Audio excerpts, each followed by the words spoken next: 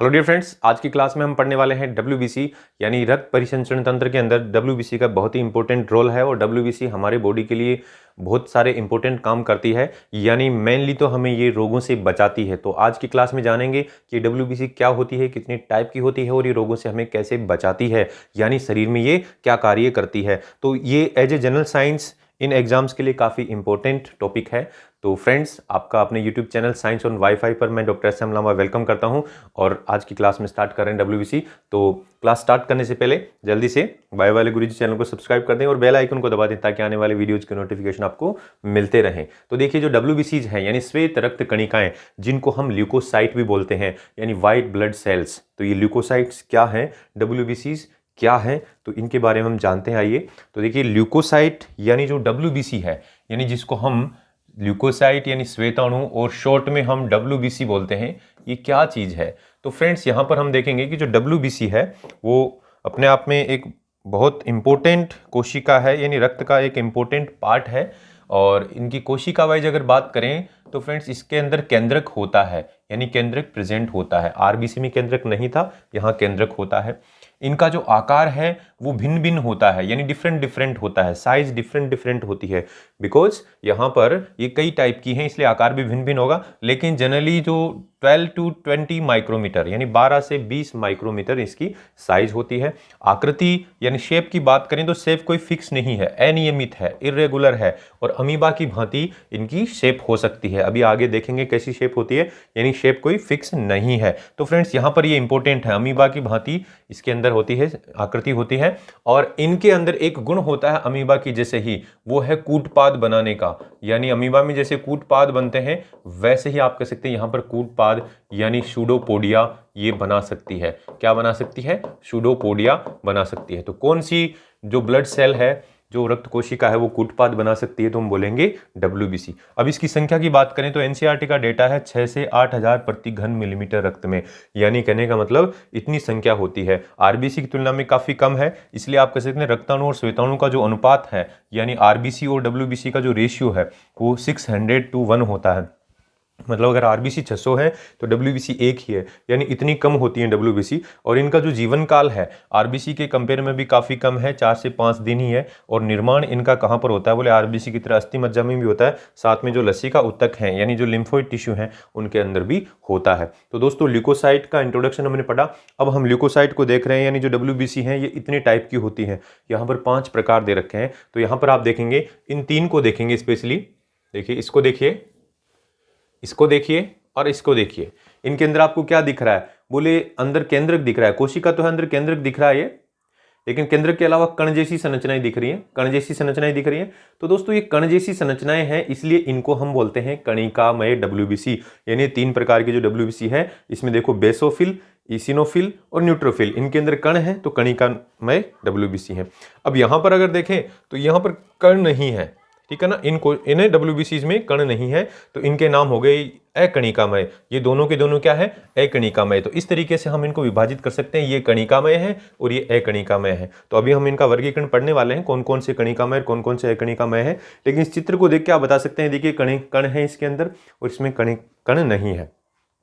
इसके अलावा अगर हम इनको किस हिसाब से विभाजित कर रहे हैं बोलिए, जो कणिकामय है इनके अंदर देखो केंद्रक, देखो ये बाइलोब्ड है, यहाँ पर भी 3 लोब के हैं और भी ज़्यादा लोब हैं, यानी केंद्रक है वो बहुपालित है, मतलब मल्टी लोब्ड है, कई लोब से बना हुआ है। यहाँ केंद्रक एक ही है, मतलब बड़ा है लेकिन एक ही है। तो इस तरीके से हम इनमें अंतर करने वाले हैं, लेकिन इस फिगर को देख के ही आप समझ सकते हैं कि ये कणिकामय है, ये अकणिकामय है। इनका केंद्रक बहुपालित है, मल्टी लोब्ड है, इनका केंद्रक है वो एक ही होता है, एकल ही होता है। तो दोस्तों, यहाँ आइए स्टार्ट करते हैं आगे। हम देखेंगे यहाँ ल्यूकोसाइट के प्रकार। तो अभी जैसे हमने चित्र में देखा कि कणिकामय और अकणिकामय यानी ग्रेनुलोसाइट और अग्रेनुलोसाइट, यानी इनके कोशिका द्रव्य के अंदर जो कण जैसी संरचना है इसलिए कणिकामय, और कण जैसी संरचना नहीं है इसलिए इनको अकणिकामय कहेंगे। तो यहाँ पर कणिकामय जो है उनके अंदर केंद्रक जो है वो कैसा है बोले, बहुपालित केंद्रक है, मल्टीलोब्ड न्यूक्लियस है। अभी कणिकामय के अंदर हम देखा यहाँ पर मल्टीलोब्ड यानी न्यूक्लियस को देखो, यहाँ कई लोब बने हुए, 1 2 3 लोब बने हुए, इस तरीके से मल्टीलोब्ड है, बहुपालित है। जनरल साइंस के हिसाब से आपको इतना याद रखना है, बहुपालित न्यूक्लियस है। तो केंद्रक जो है वो कई रूप प्रदर्शित कर रहा है। केंद्रक क्या है? बहुरूपिया है। तो बहुकेंद्रक रूपी श्वेताणु बोलते हैं इनको, मल्टी मोर्फो न्यूक्लियर ल्यूकोसाइट।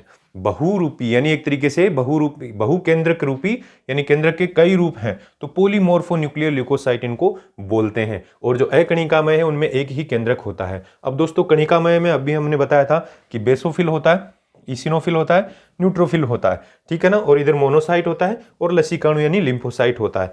तो यहां पर अब जो क्वेश्चन आता है वो ये आता है इनके बारे में तो हम डिटेल में आगे पढ़ने वाले हैं, बेसोफिल, इसिनोफिल, न्यूट्रोफिल के बारे में, ये क्यों 3 प्रकार में बांटी गई है। लेकिन अगर संख्या की बात करें तो देखो इसका 0.5 से 1% है, इसका 2 से 5% होता है और इसका 65% होता है और इसका मोनोसाइट का 6 से 7% है और लसीकाणु जो लिम्फोसाइट है उनका 20 से 25% है। यहाँ पर सबसे कम कौन सी नजर आ रही है आपको, तो बोले यहाँ सबसे कम यानी सबसे कम जो WBC है वो कौन सी होती है, तो हम बोलेंगे बेसोफिल होती है।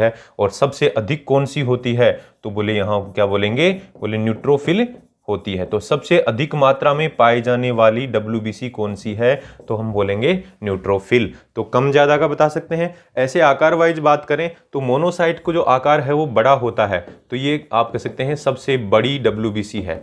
मोनोसाइट जो है सबसे बड़ी WBC है। मोनो अकेली है लेकिन बड़ी है, ठीक है ना, अकेली है इसीलिए बड़ी है, तो सबसे बड़ी WBC है। और जो लसीकाणु जो लिम्फोसाइट है वो सबसे छोटी WBC है। ये कैसी है, सबसे छोटी WBC है। तो फ्रेंड्स यहाँ पर आपको यहाँ ध्यान रखना है सबसे बड़ी और सबसे छोटी कौन सी है, ये जनरल साइंस के पॉइंट ऑफ व्यू से इंपॉर्टेंट फैक्ट है। ऐसे ही सबसे कम और सबसे अधिक कौन सी है, ये जनरल साइंस के पॉइंट ऑफ व्यू से इंपॉर्टेंट फैक्ट है। ऐसे ही यहाँ परसेंटेज आपको याद रखना है, न्यूट्रोफिल का परसेंटेज स्पेशली याद रखना है और बेसोफिल का स्पेशली याद रखना है, बाकी की इतने जरूरत नहीं है। तो दोस्तों इस प्रकार से हम ल्यूकोसाइट के प्रकार पढ़े। अब हम देखेंगे इनमें जो कणिकामय जो WBC है यानी जिसको हमने बोला था कणिकामय श्वेताणु यानी ग्रेनुलोसाइट, क्या बोलेंगे इनको, ग्रेनुलोसाइट। तो दोस्तों जो ग्रेनुलोसाइट है इसका मीनिंग है कि ऐसी WBC, देखो ग्रेनुलोसाइट का मीनिंग क्या है, बोले ऐसी WBC जिसके अंदर कण है, कण यानी ग्रेन्यूल्स है। तो ग्रेनुलोसाइट मतलब कोशिका, ऐसी कोशिका जिसके अंदर कण है। तो अभी हमने देखा था 3 कोशिकाओं के अंदर कण जैसे संरचनाएं पाई जा रही थी उनके कोशिका द्रव्य में। तो इनके कोशिका द्रव्य में कणनुमा संरचनाएं होने के कारण इनको हम क्या बोल रहे हैं, कणिकामय WBC, कणिकामय श्वेताणु, ठीक है ना, ग्रेनुलोसाइट्स।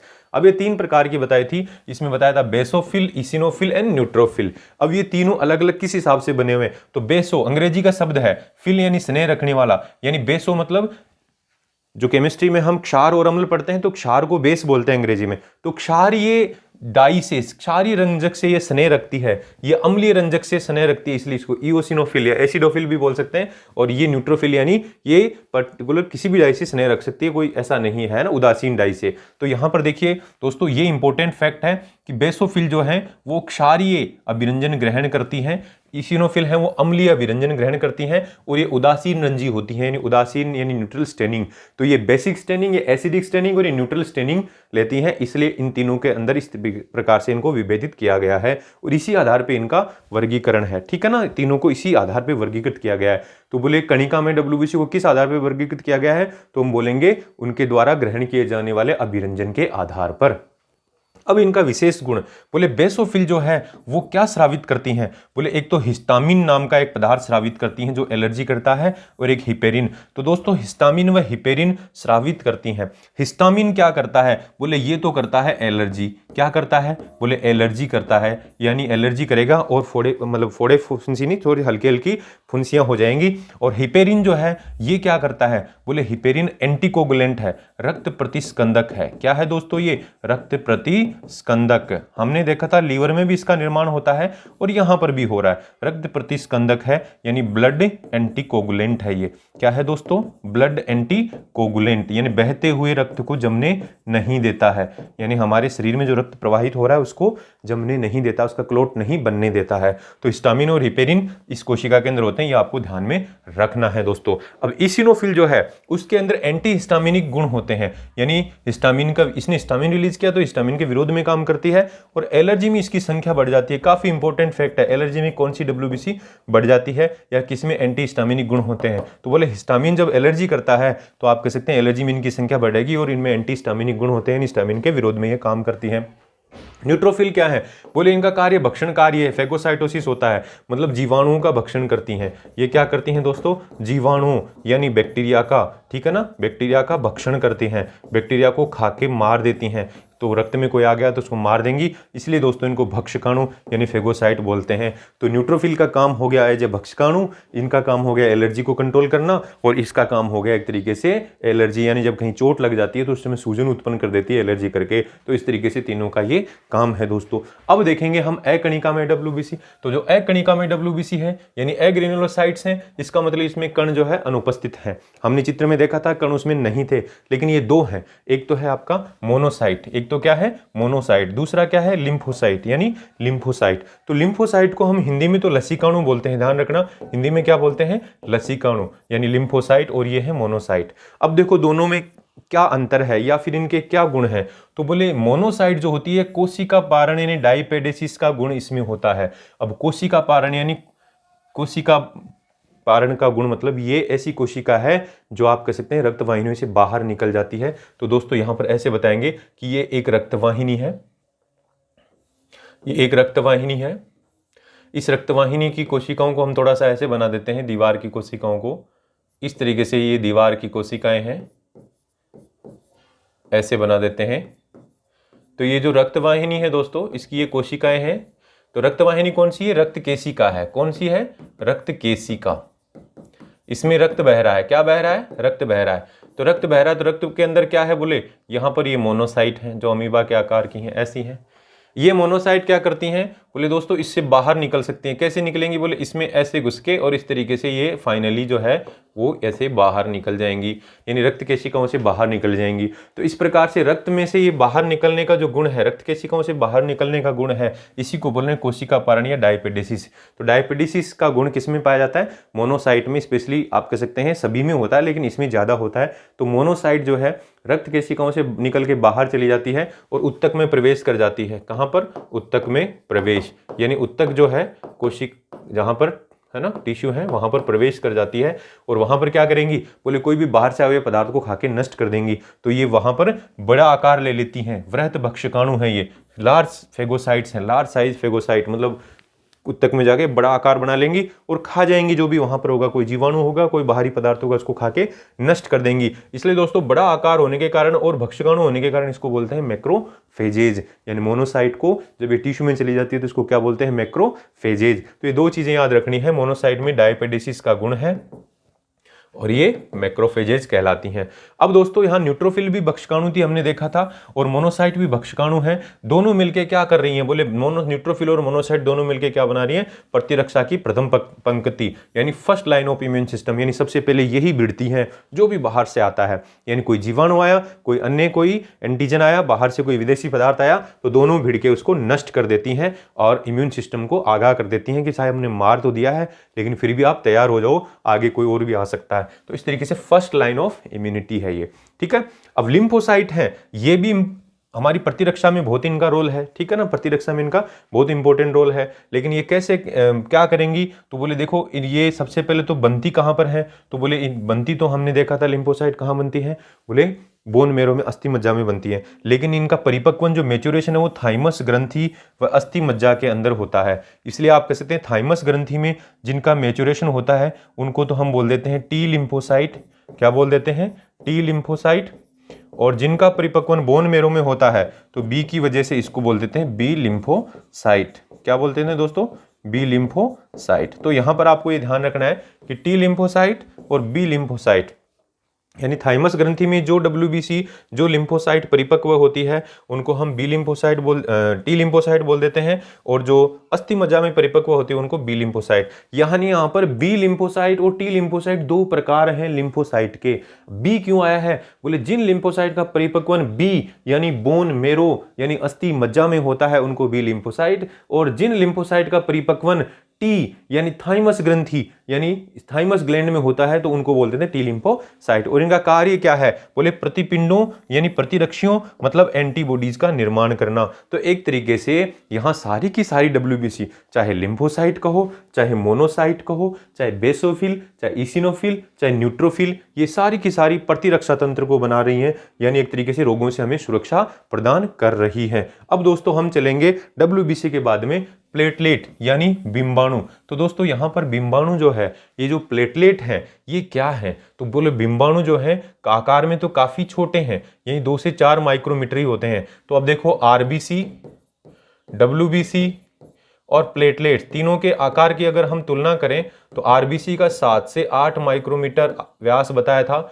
डब्ल्यूबीसी का भी बताया 12 से 20 माइक्रोमीटर और इसका बता रहे हैं 2 से 4 माइक्रोमीटर। तो हालांकि ये कोशिका के टुकड़े हैं, इसलिए आप कह सकते हैं सबसे छोटी कोशिका इसको नहीं कह सकते, ये क्या है, कोशिका के फ्रेगमेंट्स हैं, कोशिका के टुकड़े हैं, इसलिए इसको कोशिका ही नहीं मानते। इसलिए आप कह सकते हैं यहाँ पर आरबीसी और डब्ल्यूबीसी में तुलना करें तो आरबीसी का आकार छोटा है, लेकिन आरबीसी देखो केशिकाओं को पार नहीं कर सकती, डब्ल्यूबीसी केशिकाओं को पार कर सकती है। आकार बड़ा होते हुए भी रक्त की केशिकाओं में से बाहर निकल सकती है।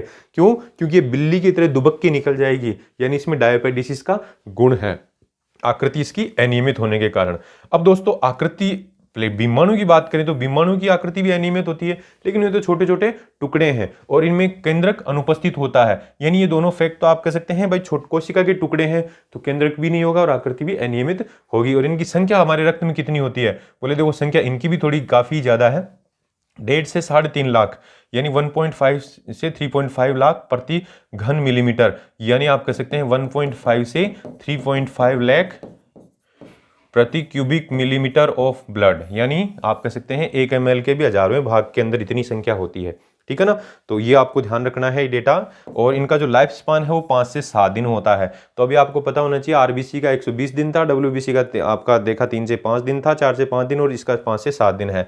निर्माण कहाँ होता है, बोले निर्माण वही बोन मेरो में अस्थि मज्जा में होता है, लेकिन अस्थि मज्जा में एक स्पेशल कोशिका है मेगा कैरियोसाइट। मेगा कैरियोसाइट का मतलब है मेगा कैरियोसाइट, मतलब कैरियो मतलब केंद्रक, मेगा मतलब बड़ा, यानी ऐसी कोशिका, साइट का मतलब कोशिका, कैरियो मतलब केंद्रक, मेगा मतलब बड़ा, तो यानी ऐसी कोशिका जिसका केंद्रक बहुत बड़ा है उसकी कोशिका से ये बनती है। तो देखो ये रहा मेगा कैरियोसाइट, ये अस्थि मज्जा के अंदर है और इसका केंद्रक देखो बहुत बड़ा है और इसके टुकड़े हैं, ये प्लेटलेट क्या है, इसके टुकड़े हैं। तो दोस्तों यहां पर कह सकते हैं कि ये मेगा कैरियोसाइट में अस्थि मज्जा के अंदर मेगा कैरियोसाइट कोशिका से बनती है। दोस्तों ये स्पेशली आपको याद रखना है। इसका कार्य क्या है, बोले रक्त का थक्का बनाने में सहायक होती है। तो दोस्तों प्लेटलेट है एक पदार्थ स्रावित करती हैं जिसका नाम है थ्रोम्बोप्लास्टिन। क्या? तो बोले प्लेटलेट एक थ्रोम्बोप्लास्टिन नाम का पदार्थ स्रावित करती हैं। प्लेटलेट क्या स्रावित करती हैं दोस्तों? थ्रोम्बोप्लास्टिन। तो प्लेटलेट्स थ्रोम्बोप्लास्टिन नाम का पदार्थ स्रावित करके रक्त का थक्का बनाने में सहायता करती हैं। तो दोस्तों यहां पर प्लेटलेट भी इंपॉर्टेंट है, डब्ल्यूबीसी वेरी वेरी इंपॉर्टेंट। विभिन्न प्रकार की डब्ल्यूबीसी का आपको ध्यान रखना है, कौन सी ज़्यादा कौन सी कम, किसका क्या कार्य है ये भी ध्यान रखना है। और इसके अलावा आप कह सकते हैं इसकी जो जनरल जानकारी है वो भी आपको ध्यान रखनी है। तो दोस्तों इस प्रकार से आज हमने डब्ल्यूबीसी इस क्लास में पढ़े, काफ़ी इंपॉर्टेंट है जनरल साइंस के पॉइंट ऑफ व्यू से। विभिन्न एग्जाम में स्पेशली जो ग्रुप डी का एग्जाम है, एसएससी के विभिन्न एग्जाम है, उनके लिए काफ़ी इंपॉर्टेंट है। और कोई भी एग्जाम हो जनरल साइंस का उसमें ऐसे टॉपिक जनरली आते हैं। तो डब्ल्यूबीसी काफ़ी इंपॉर्टेंट था। उम्मीद है क्लास पसंद आई होगी और आगे ऐसे क्लासें मिलती रहेंगी। तो मिलता हूँ नेक्स्ट क्लास में। Thank you.